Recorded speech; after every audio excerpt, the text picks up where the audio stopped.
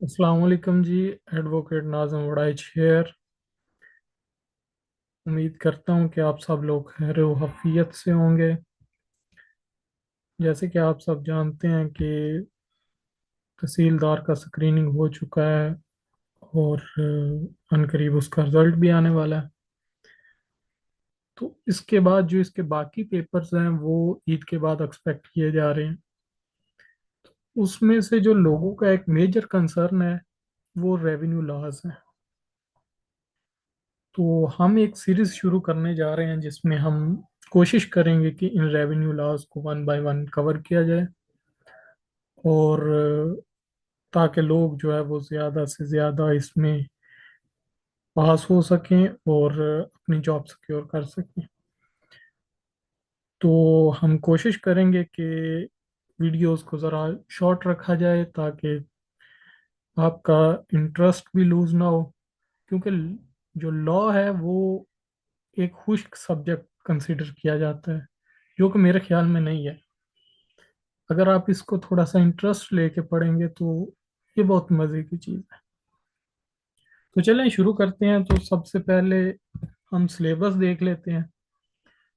तो ये मैंने आपकी जो पीपीएससी की वेबसाइट है वहीं से लिया है। तो इसमें वो बता रहे हैं जी कि आपके पास पंजाब रेवेन्यू एक्ट है 1967 का। उसके बाद पंजाब टेनेंसी एक्ट है। उसके बाद आपके पास जी लैंड एक्विजिशन एक्ट है 1894 का। तो ये है, तीन उन्होंने एक्ट दिए हैं और ऊपर उन्होंने लिखा हुआ है may not be limited to. इसका मतलब ये है कि ये तीनों तो इसमें शामिल हैं, लेकिन इसके अलावा भी इसमें शामिल हो सकते हैं कुछ और लॉज या रूल्स।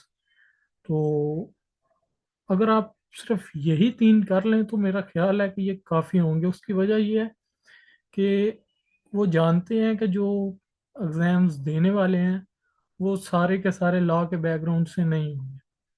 तो इसलिए वो पेपर इतना कोई इन डेप्थ इन डिटेल नहीं आपसे पूछेंगे, बल्कि वो थोड़ा सा जनरल रहने की कोशिश करेंगे। तो उसी चीज़ को मद्देनज़र रखते हुए फिर हम अपने जो ये लेक्चर्स की सीरीज़ है इन्हें भी आगे लेके चलेंगे। तो सिलेबस देख लिया, अब हम आगे चलते हैं। तो इसमें जो पहला आपका एक्ट है पंजाब लैंड रेवेन्यू एक्ट 1967 का। तो इसको पहले जर थोड़ा सा इसका ओवरव्यू ले लेते हैं। आज का जो लेक्चर है वो बेसिकली इंट्रोडक्टरी लेक्चर ही होगा। इसमें हम को आपको बहुत ज़्यादा नहीं पढ़ाएंगे, सिर्फ थोड़ा सा आपको बताने की कोशिश करेंगे कि ये जो लॉज हैं ये क्या हैं, क्यों हैं। तो इसी चीज़ को हम जो है वो फिर आगे फर्दर डिस्कस करते रहेंगे अपने आगे आने वाले लेक्चर्स में। तो आज के जो हमारा एक्ट है वो है पंजाब लैंड रेवेन्यू एक्ट 1967। तो इसको थोड़ा सा देख लेते हैं। ये जो एक्ट है ये 7 दिसंबर 1967 को ये इनेक्ट हुआ। एक चीज याद रखेंगे, ये आपका एमसीक्यूज बेस्ड पेपर होगा, तो ये डेट्स, ये पर्पस इसके और इस तरह की जो छोटी मोटी चीजें हैं ये आपने याद रखनी है, क्योंकि वो आपसे यही पूछेगा। तो पहले देखते हैं कि ये जो पंजाब लैंड रेवेन्यू एक्ट है इसका मकसद क्या है। तो मकसद उन्होंने अपने प्रियम्बल में दिया हुआ। ये जो तीन इसके पर्पस मैंने नीचे लिखे हैं, ये अगर आप इसका एक्ट खोलें बेयर एक्ट तो उसमें आपको मिल जाएंगे।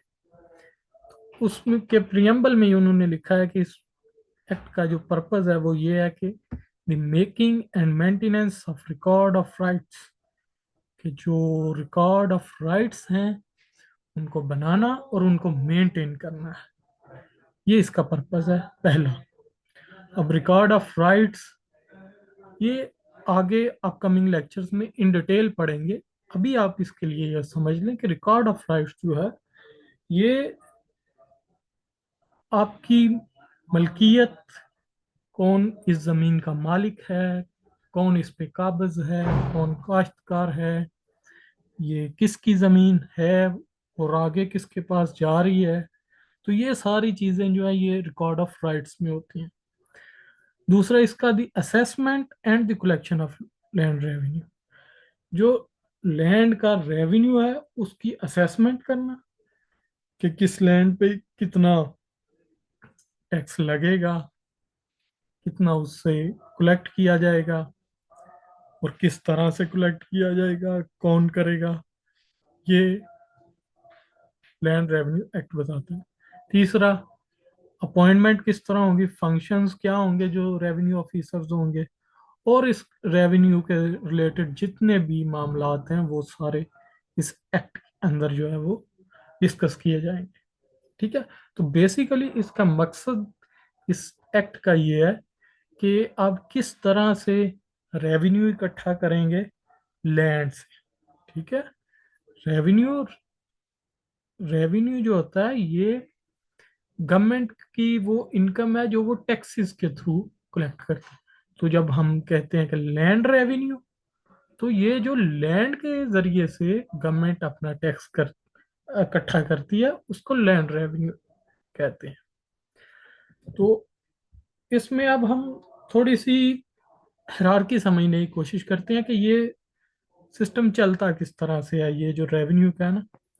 तो जिस तरह बाकी पाकिस्तान में कोर्ट्स हैं, जैसे कि हमारे पास एक लॉ है, फैमिली लॉज हैं, तो हमारे पास फैमिली कोर्ट्स भी हैं। इसके अलावा सिविल लॉ है हमारे पास, तो हमारे पास सिविल कोर्ट्स भी हैं। हमारे पास क्रिमिनल लॉ है तो हमारे पास क्रिमिनल कोर्ट्स हैं। इसी तरह हमारे पास ये रेवेन्यू लॉज हैं तो हमारे पास रेवेन्यू कोर्ट्स भी हैं। तो ये रेवेन्यू कोर्ट्स की हायरार्की है जिसमें सबसे टॉप पे आता है बोर्ड ऑफ रेवेन्यू। ठीक है। ये हाईएस्ट फोरम होता है रेवेन्यू कोर्ट्स का। ये प्रोविंशियल लेवल पे होता है। हर प्रोविंस में बोर्ड ऑफ रेवेन्यू एक ही होता है। उसके बाद जो आता है वो आता है कमिश्नर। कमिश्नर जो है वो डिवीजन्स में होते हैं, ये डिवीजन्स में बैठते हैं। उसके बाद कलेक्टर।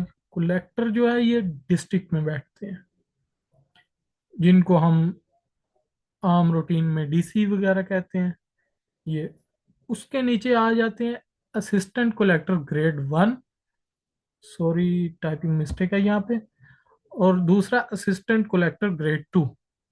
ये लोग तहसील में बैठते हैं। ये जो असिस्टेंट कलेक्टर ग्रेड 1 है ये आपके एसी हजरात होते हैं, जिन्हें आप असिस्टेंट कमिश्नर भी कहते हैं। ये ये रेवेन्यू की हायरार्की में इन्हें असिस्टेंट कलेक्टर कहा जाता है। ये ग्रेड 1 का होता है। और दूसरा असिस्टेंट कलेक्टर ग्रेड 2। ये जो इंशाल्लाह आप लोग भी लगेंगे, तहसीलदार को कहते हैं असिस्टेंट कलेक्टर ग्रेड 2। तो ये दोनों जो है ये तहसील में बैठते हैं। इसी तरह इनकी हायरार्की जो है वो नीचे जाती है पटवारी और लंबरदार तक। तो वो सारी चीजें जो हैं वो हम इस एक्ट में पढ़ेंगे। किसकी क्या पावर्स हैं, क्या फंक्शंस हैं, क्या अथॉरिटी है, ये सारी चीजें हम आगे लेक्चर्स में पढ़ेंगे। तो आज बेसिकली मकसद ये था कि आपको थोड़ा सा इंट्रोडक्शन देना कि हम आगे क्या पढ़ने जा रहे हैं। तो जो ही हमारा लेक्चर, जो भी हम डेली का एक लेक्चर आपको दिया करेंगे, उसमें उसके आखिर में आपको फिर कुछ एमसीक्यूज भी दिए जाएंगे। जो टॉपिक पढ़ाया जाएगा उसके एमसीक्यूज भी दिए जाएंगे। तो होपफुली कि जब तक हमारा ये सेशन कंप्लीट होगा आपके साथ एमसीक्यूज की तैयारी कंप्लीट होगी और आप फुली प्रिपेयर्ड होंगे अपने एग्जाम में बैठने के लिए। और hopefully you people will manage to pass this exam इंशाल्लाह। सो अल्लाह हाफिज। इंशाल्लाह फिर नेक्स्ट लेक्चर में आपसे मुलाकात होगी। अल्लाह हाफिज।